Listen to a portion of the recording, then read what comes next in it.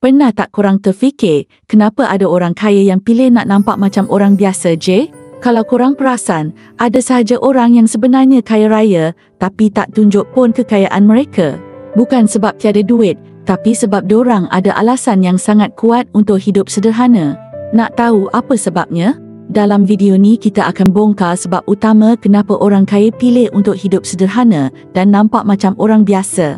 Nombor 1, keselamatan dan privasi. Bila orang kaya pilih nak nampak macam orang biasa, mereka sebenarnya cuba elak jadi target jenayah. Bayangkan kalau orang tahu kita banyak duit, kita mungkin akan jadi sasaran perompak, penculik atau penipu. Dengan hidup sederhana, kita boleh lindungi diri dan keluarga dari risiko ni. Contohnya kalau selalu pakai barang mewah macam jam tangan mahal, kereta mewah atau baju berjenama, orang senang nampak kita ada banyak duit. Kalau kita tak tunjuk sangat kita kaya, orang tak akan sibuk nak korek hal peribadi kita.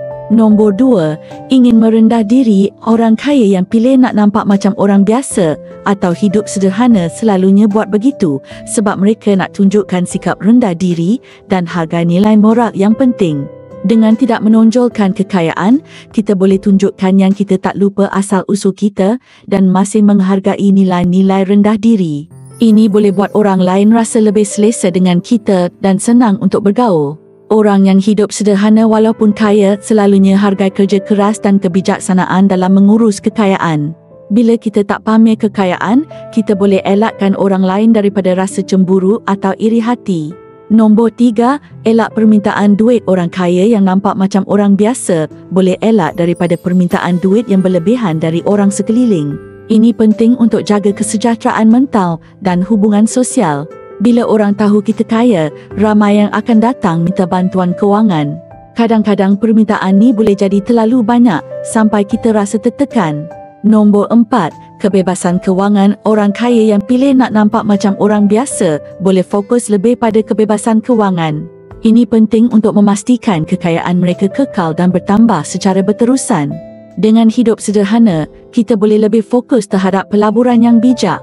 Jadi kita boleh guna duit untuk benda yang boleh bagi pulangan tinggi di masa depan macam hartanah, saham atau bisnes. Bila kita hidup sederhana, kita tak akan belanja duit pada benda-benda yang tak penting atau terlalu mahal. Ini boleh bantu kita simpan lebih banyak duit dan jaga kestabilan kewangan kita. Nombor 5, kurang stres. Orang kaya yang memilih untuk hidup sederhana juga mengambil keputusan ini untuk mengurangkan tekanan dan stres dalam hidup mereka. Ini memberi mereka ketenangan fikiran dan kesejahteraan emosi yang penting. Dengan tidak menonjolkan kekayaan, mereka kurangkan tekanan untuk bersaing dengan orang lain atau menyesuaikan diri dengan gaya hidup mewah yang sering kali dipamerkan dalam masyarakat. Ini membebaskan mereka dari perasaan tidak cukup atau ketinggalan dalam perlumbaan mencari kekayaan. Bahagian manakah dalam fakta ini yang paling mengejutkan anda?